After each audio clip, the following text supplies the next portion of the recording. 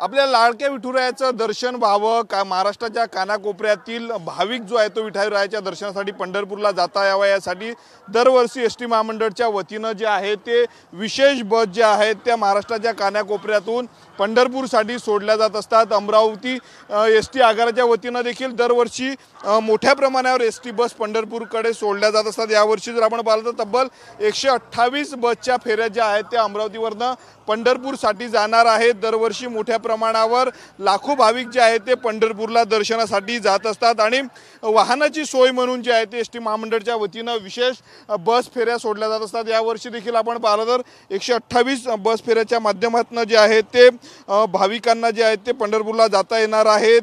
त्यासाठी अमरावती आगारातून 13 जुलै ते 22 जुलै दरम्यान 128 बसची व्यवस्था करण्यात आलेली आहे आणि या बस केवळ पंढरपूरसाठीच आरक्षित करण्यात आलेल्या आहेत। यामध्ये जर आपण पाहिलं तर अमरावती आगारातून 18 बस असतील, बडनेरा आगारातून 21 बस, परतवाडा आगारातून 15 बस, सोबतच वरुड आगारातून जर आपण पाहिलं तर 16 बस ठेवण्यात आलेल्या आहेत। वरुडमध्ये जर आपण पाहिलं तर त्या भागातील मध्य प्रदेशमध्ये देखील भाविक वरुडच्या बसच्या माध्यमातून पंढरपूरकडे जात असतात। सोबतच चांदूर रेल्वे आणि दर्यापूर आगारातून 16 बस ज्या आहेत त्या सोडण्यात आलेल्या आहेत। चांदूर बाजार असेल, चांदूर रेल्वे, मोर्शी या संपूर्ण आगारामधनं जर आपण पाहिलं तर बस या मोठ्या प्रमाणावर सोडल्या जात असतात आणि त्यासाठी जे ते एस टी प्रशासन देखील मोठ्या प्रमाणावर सज्ज झालेलं आहे। दुसरीकडे रेल्वे देखील 2 रेल्वे देखील या पंढरपूरसाठी सोडल्या जाणार आहेत अशी माहिती जर आपण पाहिलं तर रेल्वेने आणि एस टी महामंडळाच्या अधिकाऱ्यांनी दिलेले आहे। दरवर्षीच्या तुलनेत यावर्षी देखील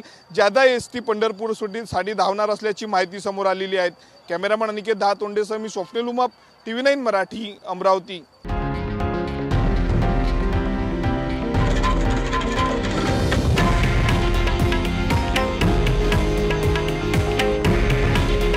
हे आहे देशातील नंबर 1 न्यूज नेटवर्क आणि आपण पाहत आहात TV9 मराठी। काळजी तुमची, हित महाराष्ट्राचं।